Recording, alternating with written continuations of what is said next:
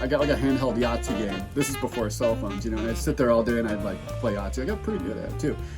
But I remember one day security called me. They're like, "Ed, what's going on?" I'm like, "Oh, not much. Just doing some inventory." They're like, "Oh yeah, yeah, I know it's a real full house down there. I hope everything is going good." I'm like, "Oh yeah, not too many people. Like, oh yeah, you better double." Just they were quickly on to me. But another thing I would do, and I'm not proud of this, I would get Hall's cough drops because I knew that there was like menthol in them or something that would like get you high. So I would just like kind of crunch on those all day and feel kind of weird, which I don't think was healthy. Probably not the best move. I'm off the cough drops now though, and I'm on the way. Just a couple of times too where they tossed me in other departments. I had to work women's lingerie for a day because like we were short so many people that woman called out. I just had to do it, and I'm up there, and that was a little awkward. People were very surprised to see me. And I was, to my utmost, most respectful and, most professional behavior, of course, in that situation. But there were so many things that I just didn't understand how to fold or, like, how do I hang this? Or, like, I'm like, oh, this bra, it has, like, 2 strings on each side and, like, a bunch of hooks and, like, there's a hanger that looks like this, but that doesn't seem to fit. It was just very confusing. My friends also worked in the mall. I had a friend that worked over at Eckerd's. Now, Eckerd's was kind of like a Rite Aid, CVS type place, get your toothpaste, get some razors.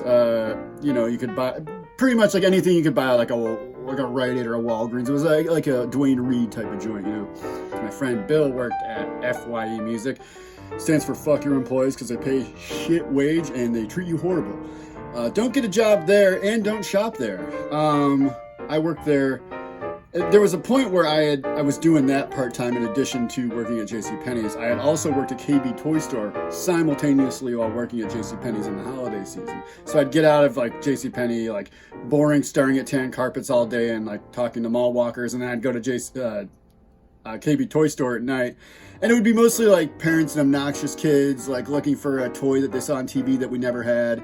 And everything, and it was like a tiny store at this KB Toy Store, and everything was like stacked really high, so like there wasn't a lot of space, and you're always constantly worried of like an avalanche of like Tickle Me Elmos coming down and like, hurting you. So it was like that was stressful, and you always had to ask the customer no matter what they bought if they wanted batteries. Like they could buy a pack of gum, they could buy like a doll that didn't require batteries, but if you didn't ask and they called you on it, they got them for free. And I remember they fired me one day because that was like end of this Christmas season. They didn't have any like more use for me, and they're like, yeah, we gotta let you go. And I remember on the way out I bought like it was that Yahtzee game I was telling you about, and I was like, oh, I need batteries, but I bet they're not gonna remember, because nobody ever remembered. And as I'm going to pay for the Yahtzee thing with my discount that I still had, I was like, oh, by the way, I need batteries for that. And they had to give me the free batteries. But those are my, side gigs at that same mall. But the main job I had at that mall was at that JCPenney's. And this was one of the anchor stores in Syracuse, at that time. And this was a sleepier mall, but it was still not totally dead there yet. There was still kind of like your boomers that didn't like to go to the big crazy mall, that like to go there, mall walkers, this and that. I thought it was a perfectly fine mall. I thought I'd be fine shopping there. I preferred it actually to the fancier mall. I like kind of old rundown things.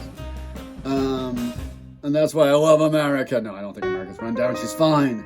He's fine, that's fine. Yeah, JCPenney's, it was a weird job. It was like, when I first went there too, there was this kind of like vibe of like over professionalism. Like they wanted me to wear like a suit. And I'm like, I'm getting paid like $7.50 an hour and I have to wear a suit? Like that doesn't, like they don't pay you enough to be able to buy a suit with that amount of money, So I'm like, well, I don't know where this like fictitious suit's gonna come from. Not surely from the money I'm making here. So what you end up doing is you go to the thrift store, you kind of piece together a suit kind of piecemeal. Like, oh, I got these like waist 32, I'm a 31, good enough, they're gonna be baggy. Oh, it's a size 18 shirt, I'm a 16, fuck it, it works, And that was like 2000, so things were a little baggier, it was okay, like NSYNC style. And, so it'd be kind of like this oversized, like, like blue kind of Regis shirt. The Regis ties were very big back then too. I had to wear a Regis tie because we sold those. Like Reach, R.I.P. Bud. Knew him personally. And then, like, so I'd be wearing, like, a regular day, I'd be wearing, like, pleated khakis, like, blue Regis shirt, Regis tie, usually red because that's power, you know, because when you make $7.75 an hour, you have a lot of power.